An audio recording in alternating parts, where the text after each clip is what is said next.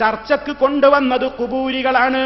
പടച്ച റബ്ബല്ലാത്തവരെ വിളിച്ചു പ്രാർത്ഥിക്കാൻ വേണ്ടി, മരിച്ചുപോയ മഹാത്മാക്കളെ വിളിച്ചു പ്രാർത്ഥിക്കാൻ വേണ്ടി, അതേ അമ്പിയാ ഉലിയാക്കളെ വിളിച്ചു പ്രാർത്ഥിക്കാൻ വേണ്ടി തെളിവുദ്ധരിച്ചപ്പോൾ അതേ മുഴുവൻ സമൂഹവും ഒന്നടങ്കം അവരോട് പറഞ്ഞു, നിങ്ങൾ ഈ പറയുന്ന ആ ഇസ്തിഗാസയെ സംബന്ധിച്ചിടത്തോളം നിങ്ങൾക്കതിൽ തെളിവില്ല, തെളിയിക്കാൻ നിങ്ങളെ കൊണ്ട് സാധ്യമല്ല.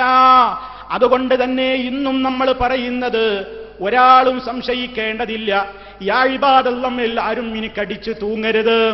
ദുർബലമായ ഒരു റിപ്പോർട്ട്, ആ റിപ്പോർട്ട് ദുർബലമാകുന്നതോടുകൂടി അതിൽ പറയുന്ന കാര്യങ്ങളും ദുർബലമായല്ലോ. അതുകൊണ്ട് ഒരു സ്ഥലത്ത് വച്ചും നമുക്ക് രക്ഷ തേടാൻ, നമുക്ക് സഹായം തേടാൻ, നമുക്ക് പ്രാർത്ഥിക്കാൻ അല്ലാഹയല്ലാതെ മറ്റൊരു ശക്തിയെയും അല്ലാഹു നിശ്ചയിച്ചു തന്നിട്ടില്ല. അല്ലാഹ് നിശ്ചയിച്ചു തന്നിട്ടുണ്ടെങ്കിൽ അതിന് പ്രമാണമുണ്ടാകണം. പ്രമാണമില്ലല്ലോ, സഹീഹായ ഒരൊറ്റ ഹദീസിലുമില്ലല്ലോ. അതുകൊണ്ട് തന്നെ അത്തരത്തിലുള്ള ആ സാങ്കല്പികമായ മുഴുവൻ ചർച്ചകളെയും മാറ്റിവെച്ചുകൊണ്ട് മുജാഹിദുകൾ ഇതാ ജിന്നിനോട് പ്രാർത്ഥിക്കുന്നവരാണെന്ന് ശത്രുക്കൾക്ക് പറയാൻ വടികൊടുക്കുമാറ് ഒരൊറ്റ അമിതമായ ചർച്ചയിലേക്കും ഒരൊറ്റ പ്രവർത്തകനും ഒരൊറ്റ പ്രഭാഷകനും വഴിമറ്റിപ്പോകരുതെന്നാണ് വളരെ വിനയത്തോടെ എന്നോടും നിങ്ങളോടും ഉണർത്തുവാനുള്ളത്. അതേ മുജാഹിദ് പ്രസ്ഥാനത്തെ സംബന്ധിച്ചിടത്തോളം അല്ലാഹയോടല്ലാത്ത ഒരു പ്രാർത്ഥനയില്ല, റബ്ബിനോടല്ലാത്ത ഒരു രക്ഷതേട്ടമില്ല. എവിടെയാണെങ്കിലും നമുക്ക് രക്ഷ തേടാൻ യാ അല്ലാഹ് യാ റബ്ബി അല്ലാഹുമ്മ എന്നതല്ലാത്ത നമുക്ക് രക്ഷ തേടാൻ അല്ലാഹു ആരെയും നിശ്ചയിച്ചു തന്നിട്ടില്ല. ഉണ്ടെങ്കിൽ അത് പ്രമാണത്തിൽ കാണേണ്ടതാണ്. പ്രമാണത്തിൽ സ്വഹീഹായി വരാത്തതുകൊണ്ട് നാം പ്രമാണത്തിന്റെ ആളുകളാണ്, ഖുർആനിന്റെ ആളുകളാണ്, സ്വഹീഹായ ഹദീസുകളുടെ ആളുകളാണ്. അതുകൊണ്ട് അത്തരം കാര്യങ്ങളിലെ അനാവശ്യ ചർച്ചകളിൽ നിന്ന് എല്ലാവരും പിന്തിരിഞ്ഞുകൊണ്ട് സാങ്കല്പികമായ ചർച്ചാലോകത്തേക്ക് പോകാതെ ഇവിടെ നടമാടിക്കൊണ്ടിരിക്കുന്ന, ഇവിടെ അരങ്ങ് തകർത്തുകൊണ്ടിരിക്കുന്ന, ഇവിടെ തഴച്ചു വളർന്നുകൊണ്ടിരിക്കുന്ന യാഥാർത്ഥ്യമുള്ള ശിർക്കുകൾക്കെതിരെ സർവ്വമുജാഹിദുകളും ഒന്നിക്കണം. ആ വിഷയത്തിൽ ഒരൊറ്റ വ്യക്തിയും മറ്റൊരു വ്യക്തിയെ കുറ്റപ്പെടുത്തണ്ട, ഒരുമയോടെ നിന്നോളണം. അതേ ഹിജറയെ പറ്റി ഓർക്കുമ്പോ മക്കയിൽ നിന്ന് മദീനയിലേക്ക് എല്ലാം സഹിച്ചുപോയ സഹാബികളോട് അൻസാറുകളായ സഹാബികൾ കാണിച്ച സ്നേഹമില്ലേ? നമ്മെ പരസ്പരം തമ്മിലടിപ്പിക്കാൻ വേണ്ടി മെയിലുകൾ ഉണ്ടാകും, അതുപോലെ തന്നെ ദുഷ്പ്രചരണങ്ങൾ ഉണ്ടാകും. ഹുസൈൻ സലഫി ഇന്നത് പറഞ്ഞു, മറ്റേ വ്യക്തി ഇന്നത് പറഞ്ഞു എന്ന് പറയും. പറയുന്നവരോട് ചോദിച്ചുറപ്പുവരുത്തിയിട്ടല്ലാതെ പ്രചരിപ്പിക്കുന്ന ശൈലി ശരിയല്ല. അത് ഇസ്ലാമിനുമായിട്ട് മുൻഗാമികൾ തന്നെ നമുക്ക് പഠിപ്പിച്ചു തന്നതല്ലേ, ഖുർആൻ തന്നെ പറഞ്ഞതല്ലേ. ഊഹങ്ങളുടെ പിന്നാലെ പോകണ്ട. മുജാഹിദ് പ്രസ്ഥാനം അന്നും ഇന്നും നിലനിൽക്കുന്ന ഒരേ ഒരു ആദർശത്തിലാണ്. ആ ആദർശത്തിൽ തന്നെ എല്ലാവരും അടിയുറച്ച് ഒരേ കൊടക്കീഴിൽ ഈ തൗഹീദിന്റെ ഏറ്റവും വലിയ സംസ്ഥാപനത്തിന് വേണ്ടി അതേ ലാ തഹ്സൻ ഇന്നല്ലാഹ മഅനാ, എവിടെയും ദുഃഖിക്കരുതേ, നമുക്ക് അല്ലാഹുണ്ടെന്ന് പറയാൻ മാത്രമുള്ള ഒരു ഈമാൻ. അത് പറഞ്ഞാൽ റബ്ബിന്റെ സഹായം കിട്ടുമാറ് നമുക്കൊരു ശുദ്ധി, അത് മാനസികമായ ശുദ്ധിയായാലും ശാരീരിക ശുദ്ധിയായാലും ലൈംഗിക ശുദ്ധിയായാലും സാമ്പത്തിക ശുദ്ധിയായാലും ഏത് മേഖലയിലെ ശുദ്ധി നമുക്ക് ആവശ്യമാണോ ആ ശുദ്ധി നമുക്കുണ്ടായിട്ട് അല്ലാഹുണ്ട് നമ്മുടെ കൂടെ എന്നങ്ങ് പറഞ്ഞാൽ ഉടനടി റബ്ബിന്റെ സഹായം കിട്ടുമാറ് ഓരോ മുജാഹിദും ഉയരണം, ഓരോ മുജാഹിദും വളരണം. ജീവിതത്തിൽ വലിയ സൂക്ഷ്മത വേണം. നമുക്കാരോടും പകയില്ലല്ലോ, നമുക്കാരോടും വിദ്വേഷമില്ലല്ലോ. നാം ഹക്കല്ലേ പറയുന്നത്. ആ ഹക്കിന്റെ മാർഗത്തിൽ പ്രമാണങ്ങൾ മാറ്റുരച്ചു നോക്കിയിട്ട്, പ്രമാണങ്ങളുടെ അടിസ്ഥാനത്തിൽ ഏത് വ്യക്തി എന്ന് നോക്കിയിട്ടല്ല, പ്രമാണങ്ങളുടെ അടിസ്ഥാനത്തിൽ കൃത്യമായി കാര്യങ്ങളെക്കുറിച്ച് ചിന്തിച്ചുകൊണ്ട് ഒരുമയോടെ മുന്നോട്ട് പോകണമെന്നാണ് എനിക്ക് എന്നോടും നിങ്ങളോടും ഉണർത്താനുള്ളത്. ഇനി സഹോദരന്മാരെ, നാം ജീവിക്കുന്ന ഈ കാലഘട്ടത്തിൽ ഞാൻ നേരത്തെ പറഞ്ഞില്ലേ, അന്ധവിശ്വാസങ്ങൾ ഇങ്ങനെ തിമിർത്താടുകയാണ്. നമ്മൾ ജീവിക്കുന്ന ഈ മാസം തന്നെയും മുഹറം മാസത്തെക്കുറിച്ച് പോലും വളരെ മോശമായ ചിന്താഗതിയല്ലേ സമൂഹത്തിലുള്ളത്. എന്തൊരു പ്രശ്നം പറഞ്ഞാലും സമൂഹം പലപ്പോഴും പറയുന്നു മുഹറം 10 കഴിയട്ടെ, മുഹറം 10 കഴിയട്ടെ എന്ന ചിന്താഗതി ആരാ ഇവിടേക്ക് കൊണ്ടുവന്നത്? ഈ മാസം കാണുന്നത് പോലും അപകടമായിട്ടല്ലേ നമ്മുടെ കുടുംബത്തിലെ പലരും മനസ്സിലാക്കിയത്. അതെ, മറ്റു മാസങ്ങൾ കാണുമ്പോഴില്ലാത്ത ഒരു സൂക്ഷ്മത ഈ മാസപ്പിറവി കാണുമ്പോൾ വീടുകളിൽ നിന്ന് പണ്ട് കാലത്തൊക്കെ നിർദ്ദേശമുണ്ടായിരുന്നു, മോനെ മുഹറമാസമാണ്, തെങ്ങുവളപ്പിൽ നിന്നുകൊണ്ട് നോക്കരുത്, മാവിൻ കൊമ്പിന്റെ ഇടയിലൂടെ കാണരുത്, പുലാക്കൊമ്പിന്റെ ഇടയിലൂടെ കാണരുത് മോനെ, പുറത്തേക്കിറങ്ങിക്കോ, പാടത്തേക്കിറങ്ങിക്കോ, മരങ്ങളില്ലാത്ത അതല്ലെങ്കിൽ പുഴവക്കിലേക്ക് ഇറങ്ങിക്കോ, കാരണം ഈ മാസം കാണുമ്പോ മറഞ്ഞു കണ്ടാൽ അപലക്ഷണമാണ്, മറഞ്ഞു കണ്ടാൽ ഈ കൊല്ലം മുഴുവൻ അപകടമാണ് എന്ന് മനസ്സിലാക്കിക്കൊണ്ട് ഈ മാസത്തെക്കുറിച്ച് അന്ധമായ വിശ്വാസം പ്രചരിപ്പിച്ചു. ഷിയാക്കളല്ലേ ഇതിന്റെ പിന്നിലുള്ളത്? കേരളത്തിൽ ഷിയാക്കളില്ലല്ലോ, പിന്നെ എവിടെ നിന്ന് ഈ വിശ്വാസം വന്നു? അതേ, നവോത്ഥാനത്തിന്റെ ഒരു നൂറ്റാണ്ട് ചർച്ച ചെയ്യുമ്പോൾ മുജാഹിദുകളെ പഠിക്കണം, ഈ കേരളത്തിലേക്ക് ഷിയായിസം എന്ന വിത്ത് നട്ടതാരാണ്? ഇന്നും കാണുന്നില്ലേ കൊണ്ടോട്ടിയിൽ തലയുയർത്തി നിൽക്കുന്ന ഒരു ദർഗ? ആ ദർഗയുടെ വ്യക്തിയാരാണ്? അതേ, ഷീഈ വിശ്വാസിയായിരുന്ന മുഹമ്മദ് ഷാ തങ്ങൾ എന്ന് പറയുന്ന വ്യക്തി. അയാൾ ബോംബെ വഴി ഇങ്ങോട്ട് കേരളത്തിലേക്ക് കൊണ്ടോട്ടിയിൽ വന്ന് താമസമുറപ്പിച്ചില്ലേ? അയാൾക്ക് അന്നൊരു പ്രത്യേകമായ ത്വരീഖത്തുണ്ടായി. കൊണ്ടോട്ടി കൈക്കാരെന്നാണ് അവരറിയപ്പെട്ടത്. അവർക്കന്ന് കള്ളു കുടിക്കൽ വരെ ഹലാലായിരുന്നു. അന്നവരെ എതിർക്കാൻ വേണ്ടി പൊന്നാനിയിൽ മഹ്ദൂമി തങ്ങന്മാരുണ്ടായിരുന്നു. അങ്ങനെ രണ്ടു കൂട്ടരും കൊമ്പ് കോർത്തു. മനസ്സിലാക്കണം മുസ്ലിം കേരളത്തിന്റെ ചരിത്രം. 921 മുമ്പ് കേരളം എത്ര സുന്ദരമാണ്, കേരളം എത്ര ശാന്തമാണ്, കേരളം എത്ര നല്ല രാജ്യമായിരുന്നു. മുജാഹിദുകൾ വന്നതിന്റെ ശേഷം കേരളത്തിൽ പള്ളി പൂട്ടാൻ തുടങ്ങി, പ്രശ്നങ്ങളുണ്ടായി, ഭിന്നിപ്പിക്കലുണ്ടായി എന്ന് പറയുന്നവരെ ഈ ഉള്ളവൻ കേട്ടിട്ടുണ്ട്. ഈ ഉള്ളവന്റെ നാട്ടിലെ മഹല്ലിൽ നിന്ന് മുജാഹിദുകളുടെ തർക്കം കാരണത്താലല്ല, മിമ്പറിൽ നിന്ന് വെള്ളിയാഴ്ച ഖുതുബയോതുന്ന ഖതീബിനെ പിടിച്ചിറക്കിയ ചരിത്രമുണ്ടായി. പട്ടാളക്കാര് പള്ളി പൂട്ടിയ ചരിത്രമുണ്ട്. എന്താ തർക്കം? സുന്നി മുജാഹിദ് തർക്കമല്ല, കൊണ്ടോട്ടിക്കൈക്കാരും പൊന്നാനിക്കൈക്കാരും തർക്കമാണ്.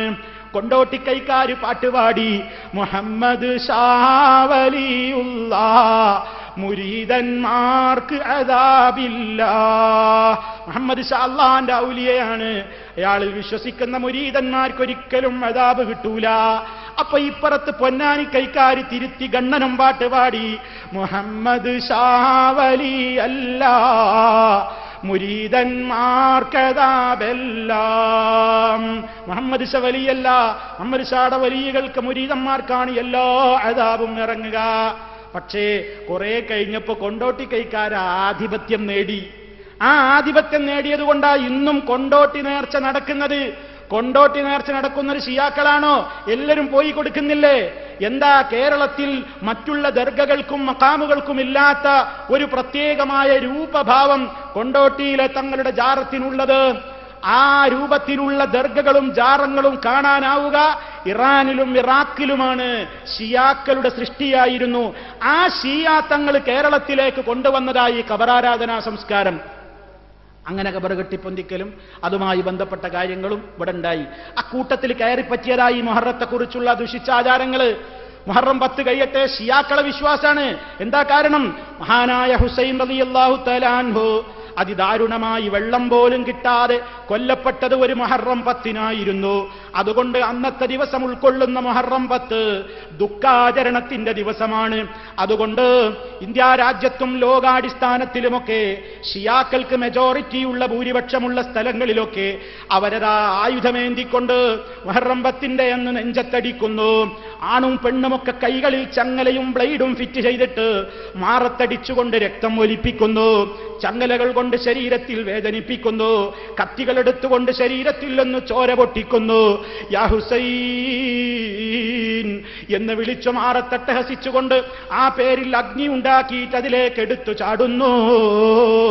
ഈ രൂപത്തിലുള്ള പിഴച്ച വിശ്വാസങ്ങൾ ബോംബെയുടെ തെരുവീതികളിൽ നിങ്ങൾക്ക് കാണാം. ഇന്ത്യ രാജ്യത്തിന്റെ വിവിധ ഭാഗങ്ങളിൽ കാണാം. കേരളത്തിൽ എവിടെയെങ്കിലും ഉണ്ടോ എന്ന് എനിക്കറിയില്ല.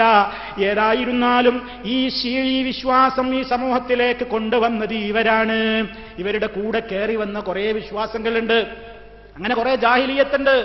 കാക്കയുടെ ശബ്ദം കേട്ടാ പെണ്ണുങ്ങൾക്ക് അഭിപ്രായങ്ങൾ ഉണ്ടായിരുന്നു. മോനെ പോയി നോക്ക്, കാക്ക ഏത് ഭാഗത്തേക്ക് വാല് തിരിച്ചു വെച്ചാ കുറുകുന്നത്, അവിടുന്ന് വിരുന്നുകാര് വരാനുണ്ട്. നമ്മളെ തവക്കുലിന്റെ ബോധ. എന്തെങ്കിലും ഒന്ന് പറയുമ്പോ ഇന്നും പല്ലി ചെലച്ചാ മതി, ഓ ഞാൻ പറഞ്ഞത് സത്യാന്ന് പല്ലി വരെ സമ്മതിച്ചിരിക്കുന്നു. അട്ടം താങ്ങി പല്ലി ഉണ്ടല്ലോ, പല്ലി സമ്മതിച്ചിരിക്കുന്നു. യാത്രക്കൊരുങ്ങിയാൽ ഒരു പൂച്ച അത് കറുത്ത നിറാണെങ്കിൽ പ്രശ്നമായി. കരിമ്പൂച്ച വിലങ്ങ് ചാടിയാൽ വണ്ടി ഡ്രൈവ് ചെയ്യാനെടുത്ത ഡ്രൈവർ വരെ അത് അവിടെ പാർക്ക് ചെയ്തുകൊണ്ട് ടാക്സിക്ക് പോകും. എന്താ കാരണം? ഇന്ന് പോയ അപകടമാണ്, കരിമ്പൂച്ച വിലങ്ങി ചാടിയെന്ന്. കരിമ്പൂച്ചക്കുണ്ട് ഇവന്റെ ഹൈറും ഷെറും. അത് അപ്പുറത്തൊരു മത്തിത്തല കണ്ടപ്പോ അങ്ങോട്ട് ചാടിയതാ. അത് ഇവന്റെ ഹൈറും ഷെറുമായിട്ട് എന്ത് ബന്ധം? തീർന്നില്ല.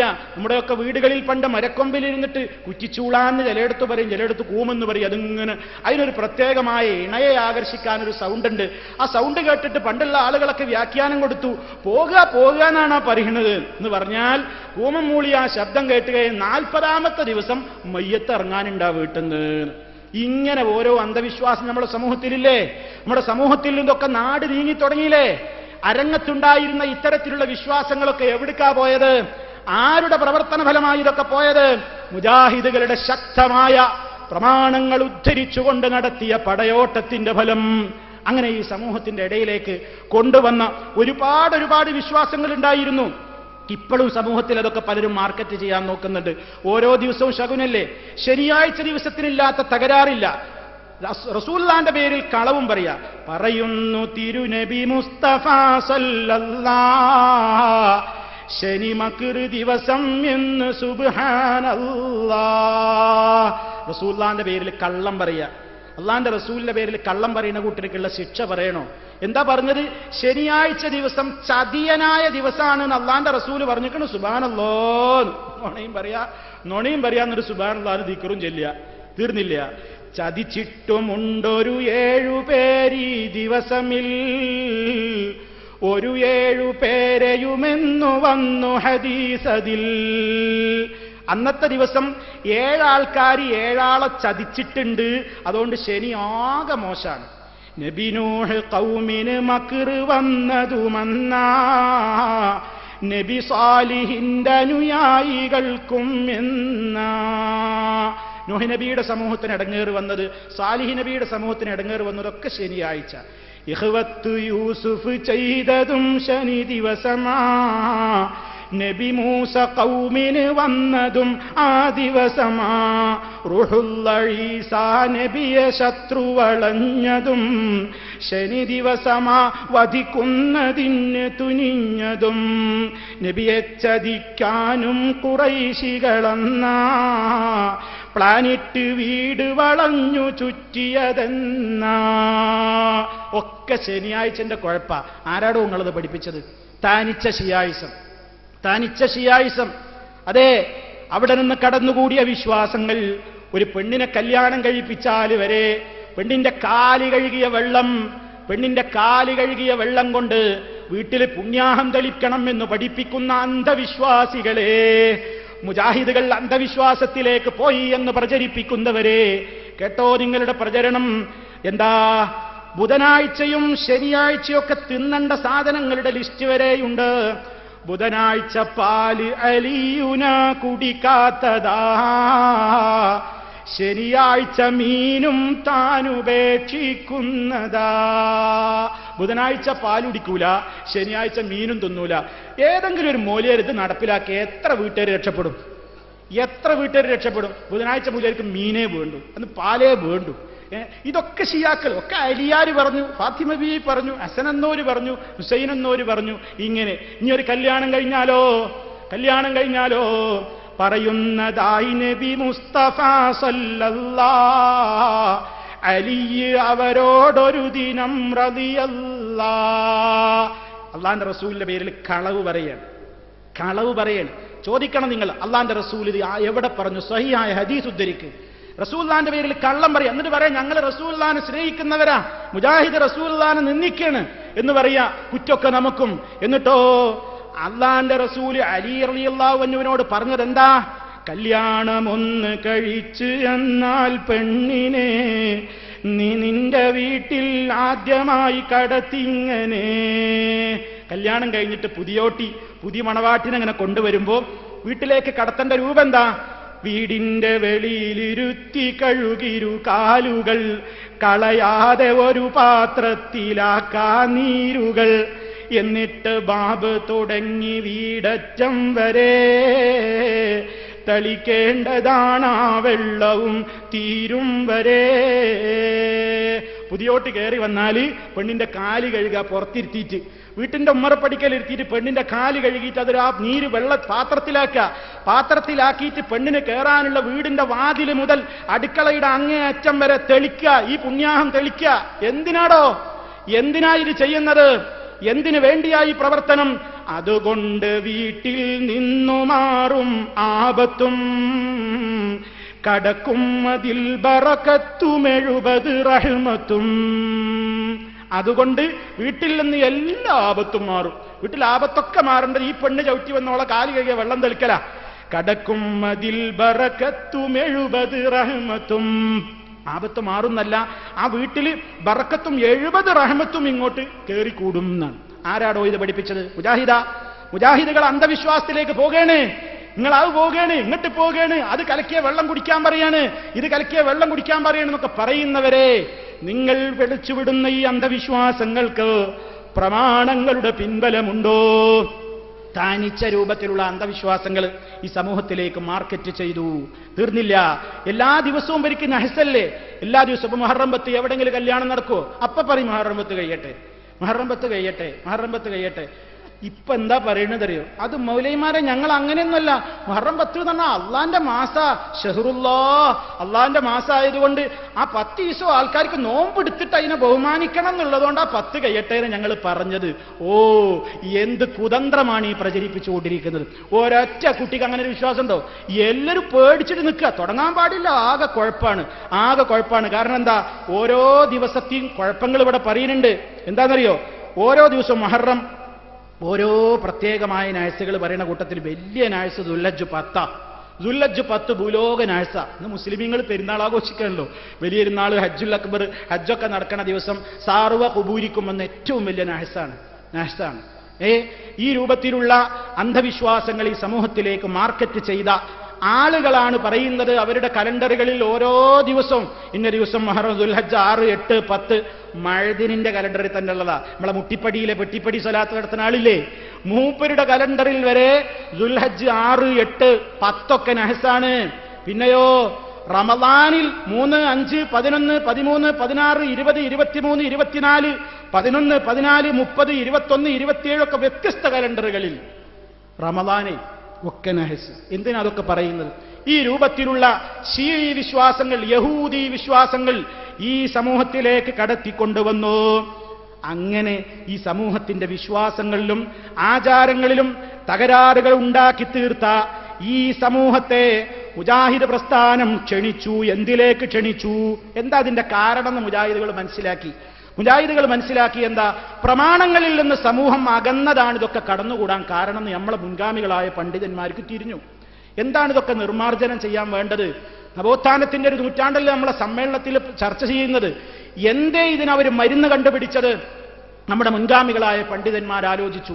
പ്രമാണങ്ങളിൽ ഇല്ലാത്തതാണ് ഈ കടന്നുകൂടിയത് മുഴുവനും. അപ്പൊ എന്ത് വേണം? പ്രമാണങ്ങളിൽ ഇല്ലാത്തത് എന്തൊക്കെയെന്ന് ജനങ്ങളെ പഠിപ്പിക്കണം, പ്രമാണങ്ങളിൽ ഉള്ളത് എന്തൊക്കെയെന്ന് പഠിപ്പിക്കണം. അതിനാദ്യം എന്ത് വേണം? ഖുർആനും ഹദീസും പഠിപ്പിക്കണം. ഇവിടെയാണെങ്കിലോ ഖുർആൻ എന്ന് പറഞ്ഞാൽ മരിച്ചയിടത്ത് മാത്രം ഓതാൻ തുറക്കും വീട്ടിൽ വെച്ച് ആരും അത് ഓതില്ല. അഥവാ ആരെങ്കിലും ഓതുന്നുവെങ്കിൽ പാവങ്ങളാണ് ഓതുക.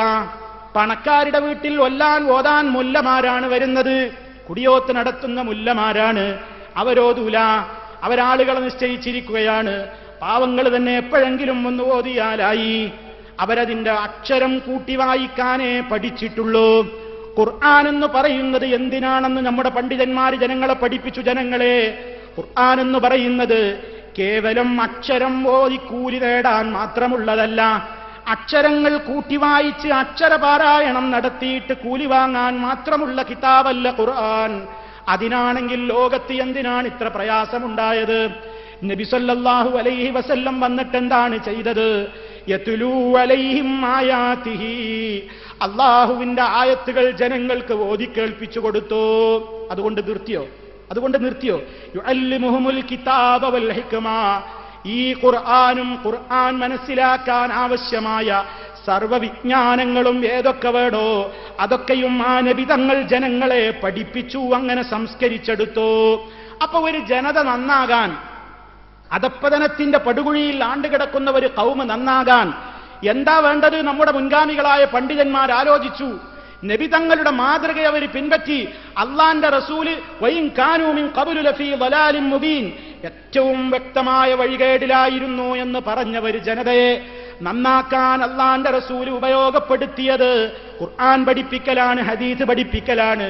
ആ ഒരു മാർഗം നമ്മുടെ പണ്ഡിതന്മാർ ഉൾക്കൊണ്ടു.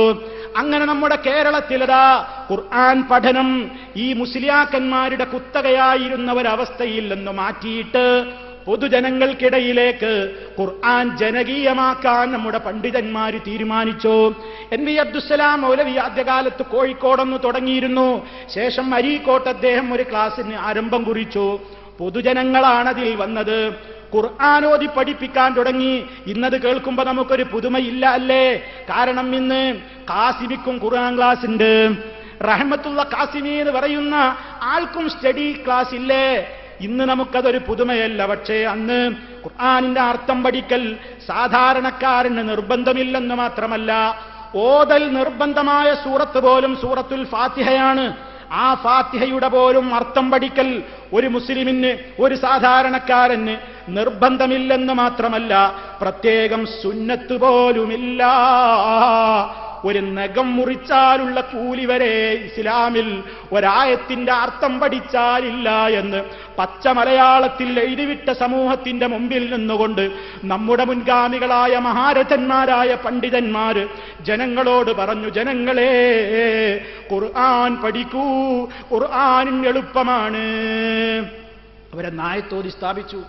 വലഖദ് യസ്സർനൽ ഖുർആന ലിദ്ദിക്രി ഫഹൽ മിൻ മുദ്ദക്കിർ. ചിന്തിക്കാനും പഠിക്കാനും ഈ ഖുർആനിനെ നാം എളുപ്പമാക്കിയിരിക്കുന്നു. ചിന്തിക്കുന്നവരുണ്ടോ? ആലോചിക്കാൻ ആളുണ്ടോ? പഠിക്കാനുണ്ടോ? സമൂഹത്തെ ഖുർആൻ ക്ലാസുകൾ സംഘടിപ്പിച്ചപ്പോൾ അന്നത്തെ മുല്ലമാര് പറഞ്ഞു, അയ്യോ ഞങ്ങൾ ഖുർആൻ പിഞ്ഞാണത്തിൽ എഴുതിയെന്നാണ് മൗലൈമാരുടെ ആക്ഷേപം. ഇപ്പോഴിതാ മൗലൈമാര് ഖുർആൻ ക്ലാസ്സിലാക്കിയിരിക്കുന്നു.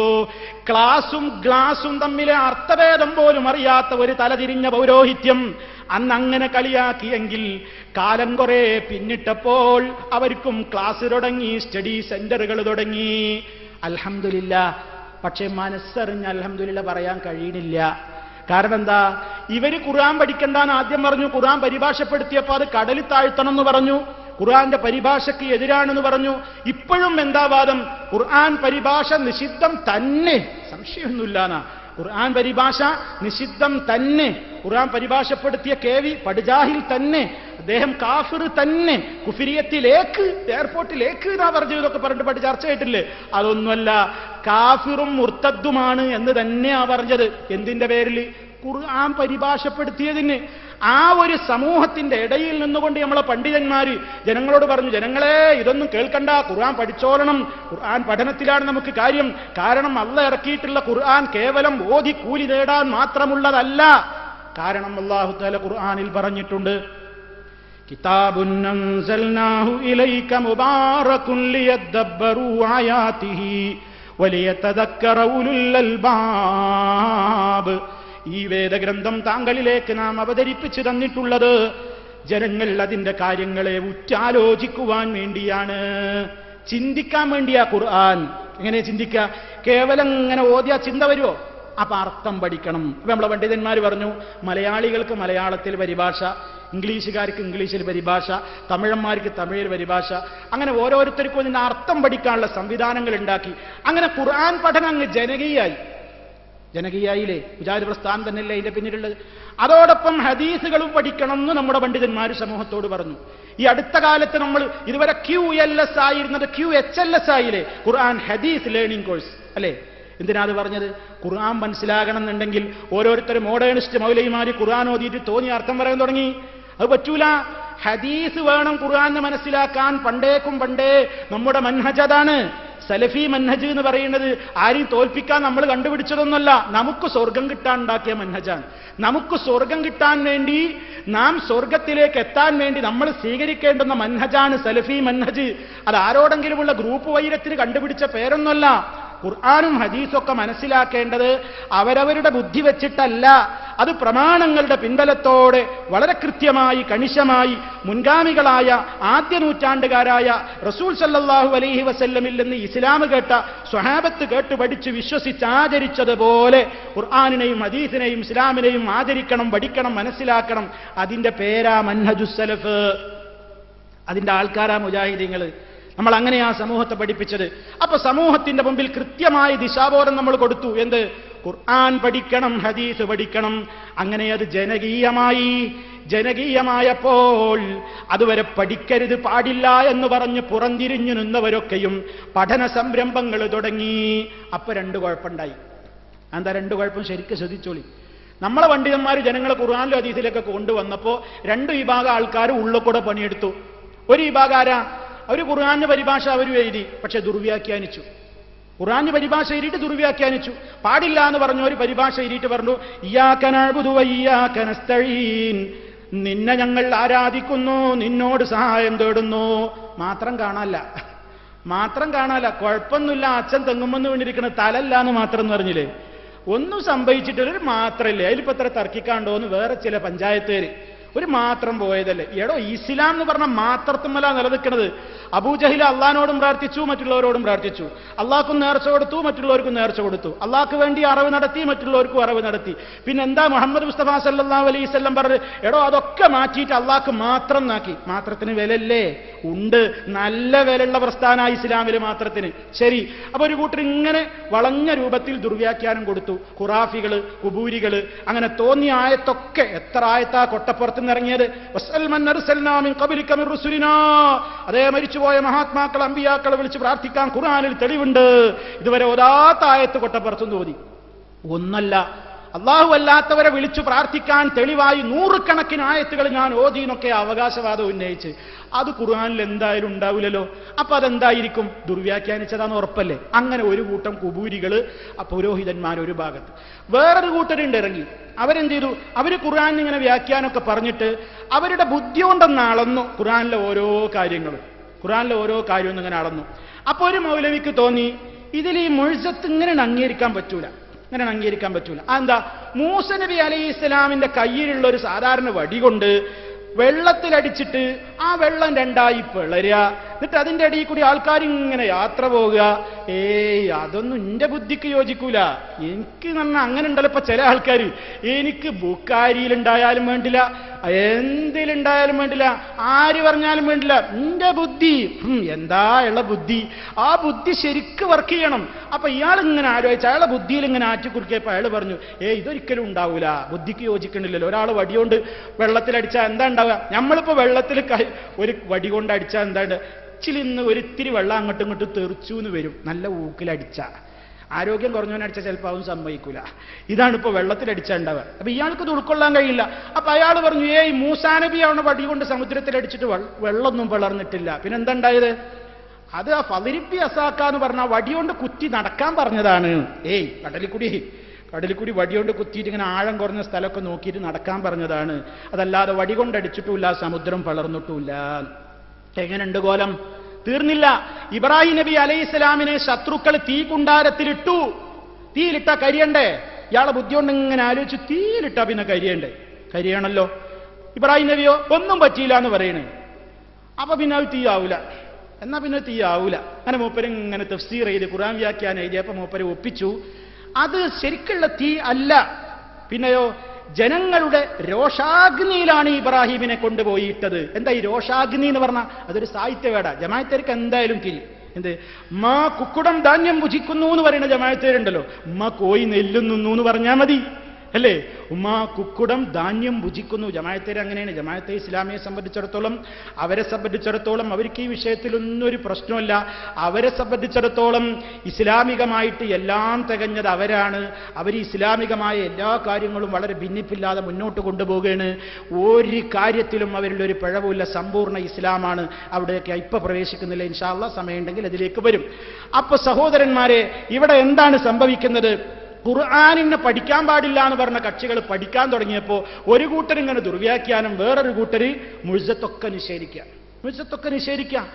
അതുപോലെ തന്നെ വേറൊരു കൂട്ടർ ഇറങ്ങി ചേകന്നൂരികൾ നേരത്തെ ഇവിടെ പറഞ്ഞില്ലേ, മറ്റൊരു CN ചേകന്നൂരികൾ, ഇവരൊക്കെ വന്നിട്ട് അവർ ഹദീസിനുള്ള ഡിപ്പാർട്ട്മെന്റേ പറ്റൂല എന്നാണ്, ഹദീസ് സ്വീകരിക്കാൻ പറ്റൂല. അതിന് മഹാന്മാരായ സ്വഹാബികളൊക്കെ ജൂതനാക്കണം. ലോകത്ത് ധാരാളക്കണക്കിന് ഹദീസുകൾ റിപ്പോർട്ട് ചെയ്ത മഹാനായ സ്വഹാബിയാണ് അബൂ ഹുറൈറ റളിയല്ലാഹു തആല അൻഹു. മഹാനവറുകളെ തന്നെ പിടിച്ചു.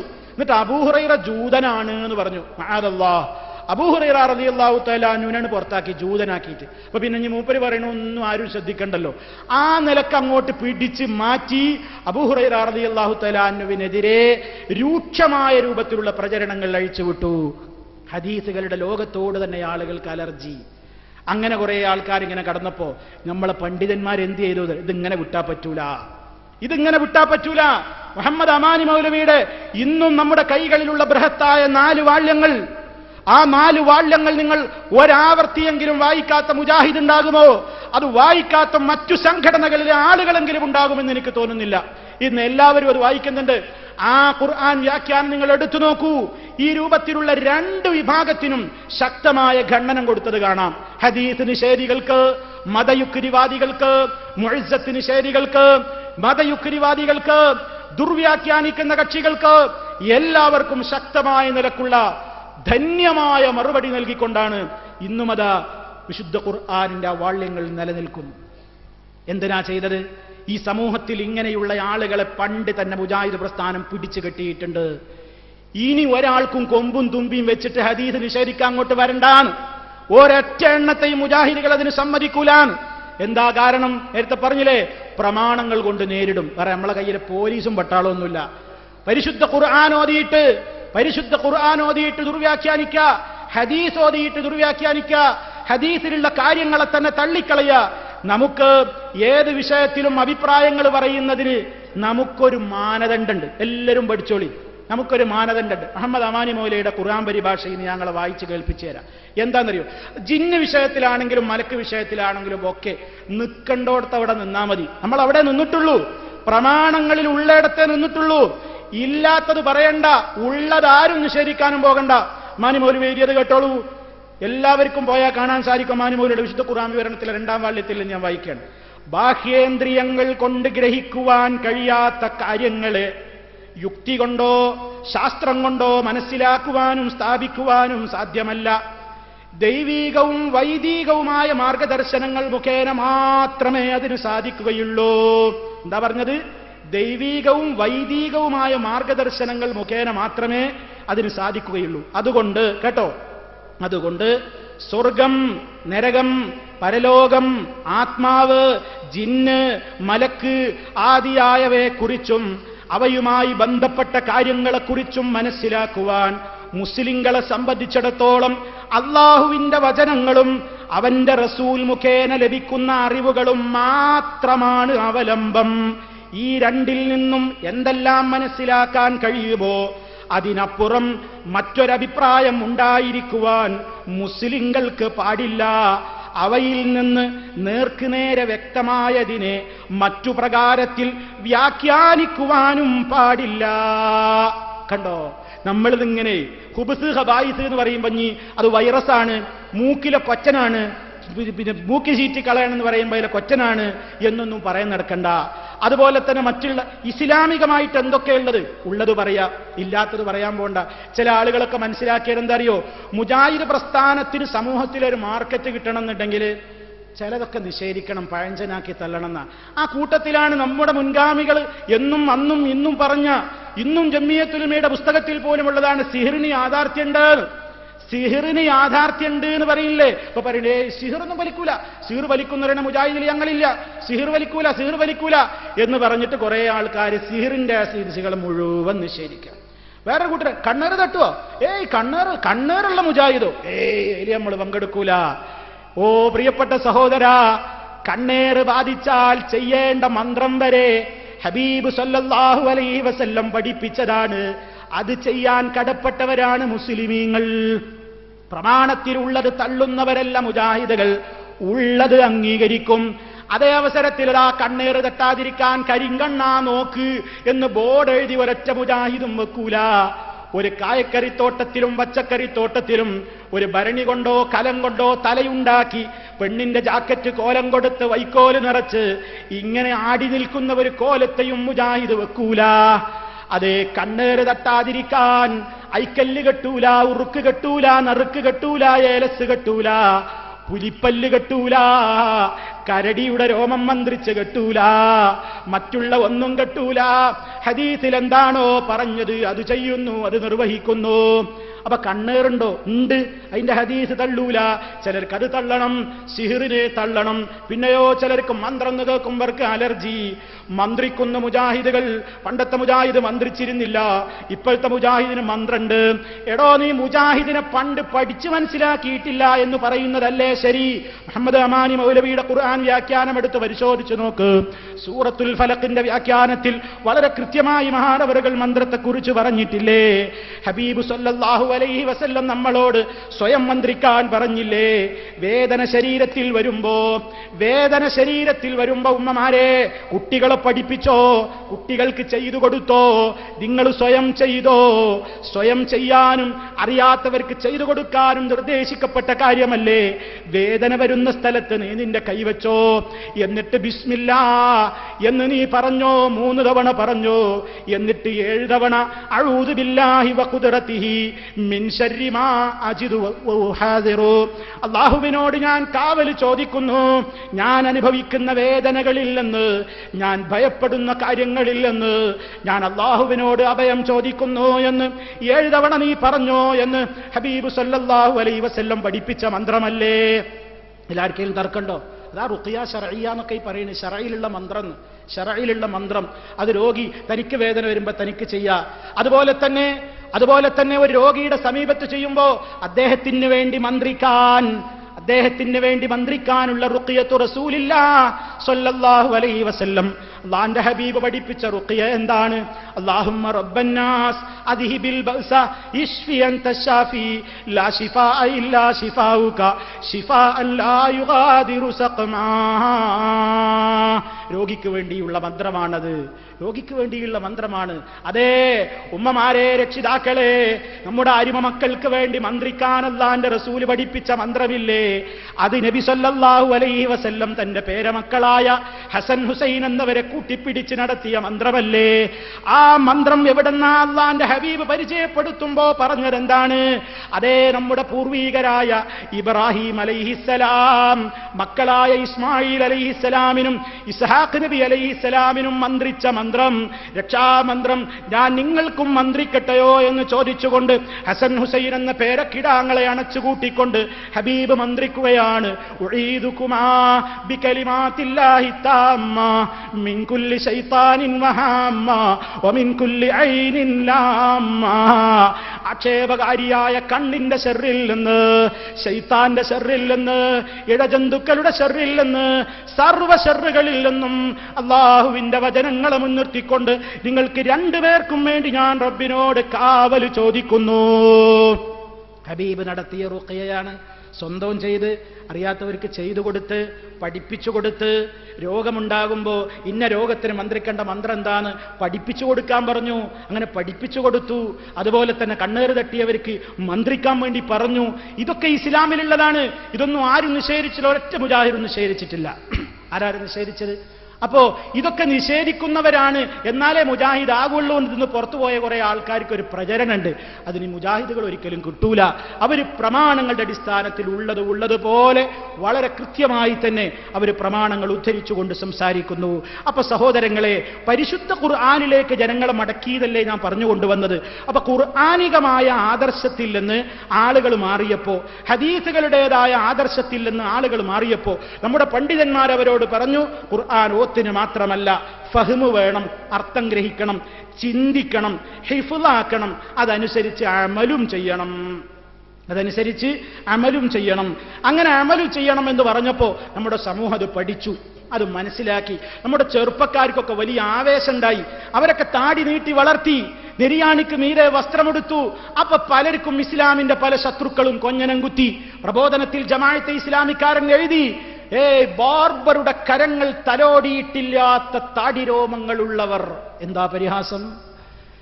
മുട്ടിന് താഴെ പെട്ടെന്ന് അവസാനിക്കുന്ന മിനിസ്കർട്ട് ഉടുത്തവർ. എന്താ പരിഹാസം! എവിടേക്കാടോ നിന്റെ പരിഹാസം ചെന്ന് മുട്ടിയത്? മുട്ടിയതെങ്ങോട്ടാ? അത് പഠിപ്പിച്ച നബി സല്ലല്ലാഹു അലൈഹി വസല്ലമിലേക്ക്. എന്നിട്ട് താടി തീരല്ലാത്തോനും താടിയുടെ നീളം പറഞ്ഞ് പരിഹസിക്കുക. താടി ഒരാൾക്ക് നല്ലോണം ഉണ്ടായി, ഇസ്ലാമിന്റെ ഒരു ജീവിതം അയാൾക്കില്ലെങ്കിൽ അയാളെ താടി കൊണ്ട് കാര്യമൊന്നുമില്ല, അതിലാർക്കും തർക്കമൊന്നുമില്ല. പക്ഷെ താടി വളർത്തൂല്ല, വളർത്തുന്നവനെ പരിഹസിക്കും ചെയ്യുക, അത് വലിയ ഗൗരവമാണ്. ഒരാളൊരു കാര്യം ചെയ്യാതിരിക്കലും കുറ്റപ്പെടുത്തലും പരിഹസിക്കലും നിഷേധിക്കലും ഒക്കെ നാലും നാലാ. എല്ലാവരും മനസ്സിലാക്കിക്കോളിൻ. ഒരു കാര്യം ഞാനൊരു കാര്യം ചെയ്തില്ല, എന്നാ എനിക്ക് അതിന്റെ ശിക്ഷ ഉണ്ടാവും, അത്രേ ഉണ്ടാവുള്ളൂ. ഗൗരവം കുറച്ചു പറയല്ല. ഞാനത് ചെയ്തില്ലെങ്കിൽ എനിക്കതിന്റെ ശിക്ഷ ഉണ്ടാവും. അള്ളാഹ് പറഞ്ഞൊരു കാര്യം ഞാൻ അനുസരിക്കുന്നില്ലേ, എന്നാ എനിക്കതിന്റെ ശിക്ഷ ഉണ്ടാവും. പക്ഷെ അത് ചെയ്യുന്നൊരുത്തനെ പരിഹസിച്ചാലോ ഗൗരവം കൂടാണ്. പരിഹസിക്കല് വേറെ, അഹങ്കരിക്കല് വേറെ, ധിക്കാരം വേറെ, നിഷേധഭാവം വേറെ. ഒരാളിപ്പം മറന്നുകൊണ്ട് ഇടത്തെ കൈ കൊണ്ട് വെള്ളം കുടിച്ചു, ഒരു വലിയ വിഷയമല്ല, അവനെ ഓർമ്മപ്പെടുത്തണം. ഇടത്തെ കൈ കൊണ്ട് കുടിക്കരുതിട്ടാ, ഇടത്തെ കൈ കൊണ്ട് തിന്നരുത്, വലത് കൈ കൊണ്ടാണ് തിന്നേണ്ടത്, വലത് കൈ കൊണ്ടാണ് കുടിക്കേണ്ടത് പറഞ്ഞ് മനസ്സിലാക്കി കൊടുക്കുക. അതേ അവസരത്തിൽ ഒരുത്തൻ ഇടത്തെ കൈ കൊണ്ട് ഇങ്ങനെ കുടിക്കുമ്പോ അവനോട് പറഞ്ഞു ഇടത്തെ കൈ കൊണ്ട് കുടിക്കല്ലേ. ഓ, വലിയൊരു ഇസ്ലാം വന്നിരിക്കണം, വലിയൊരു ഇസ്ലാം വന്നിരിക്കണം. ഇസ്ലാമിൽ എന്തുമാത്രം വൃത്തിയുള്ള മത, ഈ ചാറും ചോറും കൂട്ടിപ്പഴക്കെ ഈ കൈ കൊണ്ട് ഗ്ലാസ് പിടിച്ച അയ്യയ്യേ ഇതെന്തൊരു വൃത്തികേടാണ് എന്ന് പറഞ്ഞാലോ പരിശോധിക്കണം. അവന്റെ കാര്യം പരിശോധിക്കണം, അവന്റെ കാര്യം നല്ലോണം പരിശോധിക്കണം. നമ്മൾ അബ്ദുള്ളക്ക് പറ്റിയത് അതാ. ഏതബ്ദുള്ള? പല അബ്ദുള്ളമാരുണ്ട്. പല അബ്ദുള്ളമാരുണ്ട്. ഈ പ്രസ്ഥാനത്തെ തമ്മിലടിപ്പിക്കാൻ വേണ്ടി കടന്നുകൂടിയവർ ചാരൻ അബ്ദുള്ളുണ്ട്. ആ അബ്ദുള്ളന്റെ വഴിക്ക് പഴയ കൂടാരത്തിലേക്ക് തന്നെ പോയി. അൽഹംദുലില്ലാഹ്, അത് പോണ വഴിക്ക് പോയി. പക്ഷെ ഇവിടെ നടത്തേണ്ട കുറെ ചാരപ്പണി നടത്തിയിട്ടാ പോയത്. ഒരൊറ്റ മുജാഹിദും ആ ചാരപ്പണിയിൽ കുടുങ്ങിപ്പോകരുത്. എല്ലാവരും ആ ചാരനെതിരെ യോജിക്കേണ്ടതുണ്ട്. അതങ്ങനെ പോയി. വേറൊരു അബ്ദുള്ളയുടെ പണി എന്താ? ആ അബ്ദുള്ള വന്നിട്ട് പറയാണ്, ഇപ്പൊ ചില ചെറുപ്പക്കാർക്ക് ജിന്നുബാധയേറ്റും സലഫിസം മസ്തിഷ്കത്തിൽ കയറിയിട്ടുമാണ് ഗൾഫിൽ നിന്ന് തിരിച്ചു വരുന്നത്. എന്താ ഇയാളെ കുഴപ്പം? എന്താ അബ്ദുള്ളയുടെ പ്രശ്നം എന്താണെന്നറിയോ? ഈ ഗൾഫ് രാജ്യങ്ങൾക്കൊരു പ്രത്യേകത ഉണ്ട്. ഞാൻ ഗൾഫിൽ ജോലിയോട് പറയുന്നതല്ല. നമ്മുടെ നാട്ടിൽ ഒരു വഴല് കേൾക്കണമെങ്കിൽ, ഒരു ഹുതുബക്ക് പങ്കെടുക്കണമെങ്കിൽ, ഒരു ക്ലാസ്സിനൊക്കെ പങ്കെടുക്കണമെങ്കിൽ 100 ആള് കാണുന്നുണ്ടോ എന്ന് പേടിയായ നമ്മളെ ചെറുപ്പക്കാർക്ക്. വാപ്പ കാണുമോ, അമ്മാമൻ കാണുമോ, ഉമ്മ അറിയോ, വാപ്പ അറിയോ? ഗൾഫിലെത്തിയ ഈ വക എല്ലാ ചങ്ങലക്കെട്ടൊന്നും യുവാക്കൾ മോചിതരായി. നല്ല കാര്യത്തിനും അങ്ങനെ തന്നെയാണ്, ചീത്ത കാര്യത്തിനും അങ്ങനെ തന്നെ കേട്ടോ. അല്ലാഹു നമ്മളെ എല്ലാ ചെറുപ്പക്കാരെയും നല്ല മാർഗത്തിൽ ഉറപ്പിച്ചു നിർത്തട്ടെ. അവിടെ വന്ന് നന്നായി ചീത്തയാകുന്നവരുണ്ട്, വളരെ മോശമായി വളരെ അധപ്പതിക്കുന്നവരുണ്ട്, വളരെ നന്നായി മുത്തഖികളായി ജീവിക്കുന്നവരുണ്ട്. അപ്പൊ അവിടെ പോയിട്ട് തിരിച്ചു വരുമ്പോൾ ഇവിടുന്ന് താടിയൊന്നുമില്ല, ക്ലീൻ ഷേവൊക്കെ ആയ ആൾക്കാർ, അല്ലെങ്കിൽ ഈ ചെറിയ താടിയൊക്കെ ആയിട്ട് പോകുന്നവർ അവിടെ എത്തിയിട്ട് ഈ ആയത്തും ഹദീസും ഖുതുബയും ക്ലാസ്സും ഒക്കെ കേൾക്കുമ്പോൾ ഗൾഫ് രാജ്യങ്ങളിലെ ഇസ്ലാഹി സെന്ററുകളുടെ നമ്മുടെ പ്രബോധകന്മാരുടെയൊക്കെ പ്രവർത്തന ഫലമായിട്ട് അവരുടെ ഉള്ള അറിവിന്റെ അടിസ്ഥാനത്തിൽ അവർ ക്ലാസ്സുകളെടുക്കും, ജനങ്ങളൊക്കെ ജോലി കഴിഞ്ഞത് കേൾക്കാൻ വരും, കാസറ്റുകൾ കേൾക്കും, CD-കൾ കേൾക്കും. അവർക്ക് വലിയ സ്നേഹമായി ഹബീബിനോട്. അങ്ങനെ ഹബീബിനോട് സ്നേഹമായപ്പോ അവർ താടി നീട്ടി, വസ്ത്രം മേലോട്ട് കയറി. അവർ നാട്ടിലേക്ക് വന്നപ്പോ അബ്ദുള്ള വിചാരിച്ചത് ജിന്നു കൂടി വരികയാണ്. അബ്ദുള്ളയുടെ ധാരണ എന്താ? ജിന്നു കൂടുക എന്ന് പറഞ്ഞാൽ താടി നീളലാണ്, വസ്ത്രം നെരിയാണിക്ക് മീതെ കയറലാണ് അബ്ദുള്ളയുടെ വാദം. നീ കേട്ടോളി മൂപ്പരെ പരിഹാസം. മതിയായ രീതിയിൽ മുഖക്ഷൗരം ചെയ്യാനും മുടിവെട്ടിക്കാനും അവസരം ലഭിക്കാതെ തബ്ബാഖ് വിസയിൽ അറബിസ്ഥാനിൽ എത്തുന്ന ഇവർക്ക് താടിയും തലമുടിയും ഒരു അനുഗ്രഹമായി ഭവിക്കുന്നു. താടി വളർന്ന ഇവർ പെട്ടെന്ന് അതീവ ഭക്തരായി മാറുന്നു. നാട്ടിൽ തിരിച്ചെത്തുന്നതാവട്ടെ ജിന്നുബാധയേറ്റും സലഫിസം മസ്തിഷ്കത്തിൽ കയറിയും. അബ്ദുള്ളയുടെ ജിന്നിസവും സലഫിസവും എന്നൊക്കെ പറഞ്ഞാൽ എന്താ? താടി നീള, വസ്ത്രം നിര്യാണിക്ക് മീതാവ്. നീ കേട്ടോളി. അതോടെ വലത് കൈ കൊണ്ട് ചോറ് കഴിക്കുന്ന ആള് വെള്ളം കുടിക്കാൻ ഇടത് കൈ ഉപയോഗിക്കുന്നതോടെ പ്രവാചകചര്യ തിരസ്കരിച്ചവനായി മാറുന്നു. അപ്പൊ അബ്ദുള്ള എന്താ പറയണത്? അപ്പൊ അബ്ദുള്ളയുടെ വാദം എന്താ? വലത്തെ കൈകൊണ്ട് ചോറുന്നുമ്പോ ഇടത്തെ കൈകൊണ്ടേ കുടിക്കാവൂന്ന അബ്ദുള്ളയുടെ വാദം. അതിനെതിരെ ഗൾഫിൽ നിന്ന് ക്ലാസ് കേട്ട ചെറുപ്പക്കാർ വന്നിട്ട് വലത്തെ കൈകൊണ്ട് ചോറ് തിന്നുമായിട്ട് തന്നെ അതേ കൈകൊണ്ടനോ വെള്ളം കുടിക്കാൻ കണിശതുണ്ട്. അതിനെന്താ കുഴപ്പം? ജിന്നു കൂടിയതാണേ, ജിന്നാണേ, സലഫിസം മസ്തിഷ്കത്തിൽ കയറിയതാണേ. ഓന്റെ അബ്ദുള്ള, പല അബ്ദുള്ളമാരും സമൂഹത്തിൽ കഴിഞ്ഞു പോയില്ലേ? ഒരു അബ്ദുള്ള അള്ളാന്റെ റസൂലിന്റെ കാലത്ത് സുയിപ്പുണ്ടാക്കിയിട്ടുണ്ട്. അബ്ദുല്ലാഹിബ്നു ഉബയ്യിബ്നു സുലൂല്. എന്തൊരു യോജിപ്പായി 3 പേരിനൊന്നറിയോ? അൽഹംദുലില്ലാഹ്, ഓരോന്നും ചേരേണ്ടിടത്ത് തന്നെ അള്ള ചേർക്കണത്. അള്ള നന്നാക്കട്ടെ, ഹിദായത്ത് കൊടുക്കട്ടെ എന്ന് ദുആ ചെയ്യണം. സഹോദരന്മാരെ, പ്രവാചകചര്യയോട് വിമുഖത കാട്ടുന്നവൻ സ്വാഭാവികമായും നമ്മിൽ പെട്ടവനല്ലാതായി മാറുന്നു. എന്നിട്ടോ മുഖക്ഷൗരം ചെയ്യുന്നവനും, ജമാഅത്തേരാകുമ്പോൾ കുറച്ചൊന്നും സാഹിത്യം ഉണ്ടാവും, താടി പഠിക്കുന്നു എന്ന് പറഞ്ഞാൽ മതി. മുഖക്ഷൗരം ചെയ്യുന്നവനും. അപ്പോ ബാർബർ എന്നൊന്നും ഒരു വരില്ല, ക്ഷുരകൻ. എടോ ക്ഷുരക, ഇന്ന് നീ ഷോപ്പ് തുറക്കുമോ എന്നൊക്കെ ആയിരിക്കും ചോദിക്കുക. ശരി, മുഖക്ഷൗരം ചെയ്യുന്നവനും ഓണാഘോഷത്തിൽ പങ്കെടുക്കുന്നവനും അമുസ്ലിം സുഹൃത്തുക്കളെ ഇഫ്താറിലേക്ക് ക്ഷണിക്കുന്നവനുമെല്ലാം നരകത്തിൽ സ്വന്തം ഇരിപ്പിടം നേരത്തെ കണ്ടെത്തിക്കൊള്ളട്ടെ എന്ന് പ്രവാചകൻ താക്കീത് ചെയ്തവരുടെ പട്ടികയിൽ അക്ഷരക്രമം തെറ്റിച്ച് മുൻനിരയിൽ എത്തിപ്പെടുന്നു. എന്തൊക്കെ ഇപ്പൊ ഇവിടെ ഇയാൾ കളിയാക്കിയത്? താടി വടിച്ചാൽ അതിനെ കുറ്റപ്പെടുത്താൻ പാടില്ല. ഓണാഘോഷം അങ്ങനെയാണോ? നമ്മുടെ നാട്ടിലെ ഡോക്ടറില്ലേ, MESന്റെ ഡോക്ടർ പറഞ്ഞു എല്ലാവരോടും, ഒരൊറ്റ പണ്ഡിതന്മാർ ഓണാഘോഷിക്കണം എന്ന് 10 കൊടുക്കില്ല, ഞാനിതാ കൊടുക്കണം. എൻ്റെ എല്ലാ സ്കൂളിലും നാളെ മുതൽ ഓണാഘോഷം വേണം. നടത്തിക്കോ. ഇസ്ലാമികമായ യഥാർത്ഥമായ വഴിത്താരയില്ലെന്ന് നിങ്ങൾ പണ്ടും പുറത്തന്നെയല്ലേ, യഥാർത്ഥമായ റൂട്ടിൽ നിങ്ങളല്ലാത്തോണ്ട് തന്നെയല്ലേ ഞങ്ങൾ വേറെ പ്രവർത്തിക്കുന്നത്. അപ്പൊ ഈ സമൂഹത്തിലേക്ക് കണിശത, അതൊക്കെ തീവ്രവാദം. ഓണാഘോഷിച്ചാൽ എന്താ, അതിനിപ്പോ എന്താ കുഴപ്പം? ഒന്നാണ് അത്തപ്പൂക്കൾ ഇട്ടാൽ എന്താ കുഴപ്പം? ഒന്നാണ് സ്റ്റാർ തൂക്കിയാൽ എന്താ കുഴപ്പം? ഇങ്ങനെയൊക്കെ ചോദിച്ച് അതിനൊക്കെ താടി വടിച്ചാൽ അതൊന്നൊരു വലിയ വിഷയാക്കണ്ട എന്നിങ്ങനെ പറഞ്ഞിട്ട് അവസാനം ഇതിനെപ്പറ്റിയൊക്കെ കളിയാക്കിയിട്ട് മുമ്പ് പറയണേ, ഇവിടെ ഇൻസിന്റെ തല കത്തുമ്പോ ജിന്നിന്റെ നിർത്താണിതൊക്കെ. ഇൻസ് ഇവിടെ തല കത്തേണ്, 100 കൂട്ട പ്രശ്നങ്ങളുകൊണ്ട് തല കത്തേണ്. അപ്പൊ ഇവിടെ ജിന്നിന്റെ വിളയാട്ടം. ഈ രൂപത്തിൽ സ്വഹീഹായ ഹദീസുകളോട് എത്ര ഹദീസുകളെ ഒരൊറ്റ കണ്ണികയിലൂടെ എത്ര ഹദീസുകളെ അബ്ദുള്ള തോട്ടിലേക്ക് വലിച്ചെറിഞ്ഞു. നിസ്സാരാണോ പ്രശ്നം? അബ്ദുള്ളക്ക് താടി വടിക്കാനും സ്വാതന്ത്ര്യമുണ്ട്. ഇന്ത്യ രാജ്യത്തെ അതിന് സ്വാതന്ത്ര്യമുണ്ട്. ആരും പിടിച്ചിട്ട് നിങ്ങളെ താടി നീട്ടി വളർത്തൂല, ആരും പിടിച്ച് വടിക്കൂല. ഇന്ത്യ രാജ്യത്തെ അതിന് സ്വാതന്ത്ര്യമുണ്ട്, നിങ്ങൾക്ക് എങ്ങനെയും നടക്കാം. പക്ഷേ ഹബീബായ നബി സല്ലല്ലാഹു അലൈഹി വസല്ലമിന്റെ ഒരു സുന്നത്തിനോട് അതേ പുച്ഛഭാവവും പരിഹാസഭാവവുമാണ് നിലനിൽക്കുന്നതെങ്കിൽ നബി സല്ലല്ലാഹു അലൈഹി വസല്ലമിന്റെ കാലത്തതാ ഒരാള് വലത്തെ കൈകൊണ്ട് ഭക്ഷണം കഴിക്കുന്നതിന് പകരമായി ഇടത് കൈകൊണ്ട് ഭക്ഷണം കഴിക്കുന്നത് കണ്ടപ്പോൾ ഹബീബ് സല്ലല്ലാഹു അലൈഹി വസല്ലം ആ മനുഷ്യനോട് വിളിച്ചു പറഞ്ഞു, ഓ സുഹൃത്തേ, ഇടത്തെ കൈകൊണ്ട് കുടിക്കല്ല, തിന്നല്ല, വലത് കൈകൊണ്ട് ഭക്ഷിക്കൂ എന്നങ്ങ് പറഞ്ഞപ്പോൾ അയാൾ ധിക്കാരസ്വരത്തിൽ പറഞ്ഞു, എനിക്ക് സാധ്യമല്ല. എന്തുണ്ടായി? സഹാബത്ത് പറയുന്നു, ആ ധിക്കാര മനസ്ഥിതി കാണിച്ച ആ മനുഷ്യൻ പിന്നെ മരണം വരെ അയാളുടെ കൈ പിന്നെ വായയിലേക്ക് വലത്തെ കൈ പൊങ്ങിയിട്ടില്ല, വലത് കൈ അങ്ങ് തളർന്നുപോയി. കാരുണ്യത്തിന്റെ പ്രവാചകൻ സ്വന്തം ശരീരത്തിൽ കഴുത്തിൽ മുണ്ടിട്ട് വലിച്ചപ്പോൾ അറാബിയോട് കയർത്ത് സംസാരിക്കാതെ പൊറുത്തു കൊടുത്ത റസൂലുള്ളാഹി സ്വല്ലല്ലാഹു അലൈഹി വസല്ലം തന്റെ നേരെ അക്രമങ്ങൾ അഴിച്ചുവിട്ട സമൂഹത്തെ എന്തും ചെയ്യാനുള്ള അധികാരം കയ്യിൽ കിട്ടിയ നേരത്തും ഒന്നും ചെയ്യാതെ വെറുതെ വിട്ട ഹബീബ് സ്വല്ലല്ലാഹു അലൈഹി വസല്ലം താൻ പഠിപ്പിച്ച ഇസ്ലാമിന്റെ അള്ളാന്റെ വഹി അനുസരിച്ചു പഠിപ്പിച്ച ഒരു സുന്നത്തിനോട് കൊഞ്ഞനം കുത്തിയവനെതിരെ എങ്കിൽ നിനക്കിനി കഴിയാതിരിക്കട്ടെ എന്ന് നബി സല്ലല്ലാഹു അലൈഹി വസല്ലം അങ്ങ് പറഞ്ഞപ്പോൾ ആ മനുഷ്യന്റെ കൈ അങ്ങ് കുഴഞ്ഞുപോയി. മരണം വരെ വലത്തെ കൈ കൊണ്ട് പിന്നെ ആ മനുഷ്യന് ഭക്ഷണം കഴിക്കാൻ സാധ്യമായിട്ടില്ല. ഇതെന്റെ ഉമ്മാര് കുട്ടികളെ പഠിപ്പിക്കണം, രക്ഷിതാക്കൾ മക്കളെ പഠിപ്പിക്കണം, സ്വന്തം ജീവിതത്തിൽ കൊണ്ടുവരണം. അറിയാതെ ഒരു കാര്യം ചെയ്യലും അറിഞ്ഞുകൊണ്ടൊരു കാര്യത്തെ നിഷേധിക്കലും പുച്ഛിക്കലും പരിഹസിക്കലും ഇകഴ്ത്തി കാണിക്കലും രണ്ടും രണ്ടാണെന്ന് പ്രമാണങ്ങളുടെ വെളിച്ചത്തിൽ സർവ്വ മുസ്ലിമീങ്ങളും പഠിച്ചു വെച്ചോളണം. മുജാഹിദ് പ്രസ്ഥാനം അതാ ജനങ്ങളോട് പറയുന്നത്. പ്രമാണത്തിലേക്ക് തിരിച്ചു വിളിച്ചു, ഖുർആനിലേക്ക് തിരിച്ചു, ഹദീസിലേക്ക് തിരിച്ചു. ഇത് പറ്റില്ല എന്ന് പറഞ്ഞ് പുറത്തുപോയ പല ആളുകൾക്കും സിറാത്ത് പാലം പരലോകത്തുണ്ടെന്ന് പറഞ്ഞപ്പോ കളിയാക്കി. മീസാൻ എന്ന തുലാസോ അംഗീകരിക്കൂല. അള്ളാന്റെ റസൂൽ ഇസ്രാ മിഅ്റാജ് പോയി എന്നോ അതൊക്കെ സ്വപ്നം, കേവലം സ്വപ്നാടനം എന്ന് പറഞ്ഞു.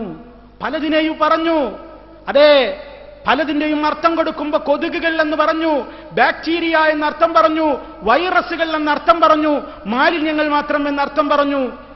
അമാനി മൗലവി നേരത്തെ പറഞ്ഞില്ലേ, പ്രമാണങ്ങളിൽ ഉള്ളത് അതേപോലെ തന്നെ നേർക്കുനേരെ മനസ്സിലാക്കുകയല്ലാതെ മറ്റ് വേറെന്തോ ആണ് ഉദ്ദേശമെന്ന് മറ്റു പ്രകാരത്തിൽ വ്യാഖ്യാനിക്കാനും പാടില്ല. ഇല്ലാത്തതൊന്നും ഇതിലേക്ക് കടത്തി കൊണ്ടുവരാനും പാടില്ല. നമ്മൾ മനസ്സിലാക്കണം. ഇസ്ലാമികമായിട്ടുള്ള മുജാഹിദ് പ്രസ്ഥാനത്തിന്റെ കണിശമായ നിലപാടാണ്. ആ നിലപാടിൽ നിന്ന് ആര് തെറ്റിപ്പോയോ അവിടെ പിഴവുകൾ ഉണ്ടാകും. ആര് തെറ്റിപ്പോയോ അവിടെ വ്യതിയാനങ്ങൾ ഉണ്ടാകും. ആ വ്യതിയാനങ്ങൾ സൂക്ഷിക്കാനാണ് മുജാഹിദ് പ്രസ്ഥാനം ജനങ്ങളോട് പറഞ്ഞുകൊണ്ടിരിക്കുന്നത്. അപ്പൊ സഹോദരങ്ങളെ, മുജാഹിദ് പ്രസ്ഥാനം മർമ്മത്തിലാണ് കൈവച്ചത്. ഏത് മർമ്മം? ജനങ്ങളെ അധപ്പതിച്ച ജനങ്ങളെ നന്നാക്കിയെടുക്കാനുള്ള മാർഗം ജനങ്ങളെ പ്രമാണങ്ങളിലേക്ക് ക്ഷണിക്കലാണ്. അങ്ങനെ പ്രമാണങ്ങളിലേക്ക് ക്ഷണിച്ചപ്പോ സമൂഹത്തിൽ വലിയ മാറ്റങ്ങൾ ഉണ്ടായി. അങ്ങനെ കൃത്യമായ രൂപത്തിൽ സമൂഹം ഇസ്ലാം എന്താണെന്ന് പഠിക്കാൻ തുടങ്ങി. അങ്ങനെ സമൂഹത്തിന്റെ ഇടയിൽ മാറ്റങ്ങൾ ഉണ്ടായപ്പോ പിന്നെ നമ്മളെപ്പറ്റി കൃത്രിമമായ ആരോപണങ്ങൾ പറയലല്ലാതെ നിവൃത്തിയില്ല എന്ന് ശത്രുക്കൾക്ക് മനസ്സിലായി. അതുകൊണ്ടാണ് പലരും പലതും പറഞ്ഞത്. ഒരു വിഭാഗം പറഞ്ഞു ഇവർക്ക് സ്വലാത്തില്ല, ഇവർ സ്വലാത്ത് ചെല്ലൂല. അള്ളാന്റെ റസൂലിന്റെ പേരിൽ എപ്പോഴും സ്വലാത്ത് കിട്ടുന്ന അവസരങ്ങളിലൊക്കെ ചൊല്ലണം എന്ന് പഠിപ്പിക്കുന്നവരാണ് മുജാഹിദുകൾ. പക്ഷേ ജനങ്ങൾക്കിടയിൽ പേര് കിട്ടാൻ വേണ്ടി സ്വലാത്ത് ചൊല്ലിയാൽ കൂലിയുണ്ടെന്ന് ചിലർ പ്രചരിപ്പിച്ചു. മുസ്ലിയാക്കന്മാർ, മുജാഹിദുകൾ പ്രമാണം കൊണ്ട് അതിനെ നേരിട്ടു. ആള് കാണാൻ വേണ്ടിയും കാശ് പിരിക്കാൻ വേണ്ടിയൊന്നും സ്വലാത്തിന് പോകാൻ പാടില്ല. മാത്രല്ല പെണ്ണുങ്ങളെ എവിടേക്കും ഇറക്കാൻ പാടില്ല എന്ന് പറയണോല് പെണ്ണുങ്ങളെ ദിക്റിനും സ്വലാത്തിനൊക്കെ പള്ളിയിൽക്കും മദ്രസിൽക്കൊക്കെ കൊണ്ടുപോവുകയാണ്. എന്നാൽ ഇവരുടെ തന്നെ ഫത്വ കേട്ടോ. എന്താ? പുറത്ത് സംഘടിപ്പിക്കുന്ന സ്വലാത്ത് ദിക്റുകൾക്കും സ്ത്രീകൾ പങ്കെടുക്കാവുന്നതല്ല. എങ്ങനെ? പുറത്ത് സംഘടിപ്പിക്കുന്ന സ്വലാത്ത് ദിക്റുകൾക്ക് സ്ത്രീകൾ പങ്കെടുക്കാവുന്നതല്ല. നിർബന്ധമായ കാര്യങ്ങൾ പഠിക്കുന്നതിന് മതപ്രസംഗങ്ങളിൽ നിബന്ധനകൾ പാലിച്ചുകൊണ്ട് സഹോദരിമാർക്ക് അനിവാര്യമെങ്കിൽ പങ്കെടുക്കാവുന്നതാണ്.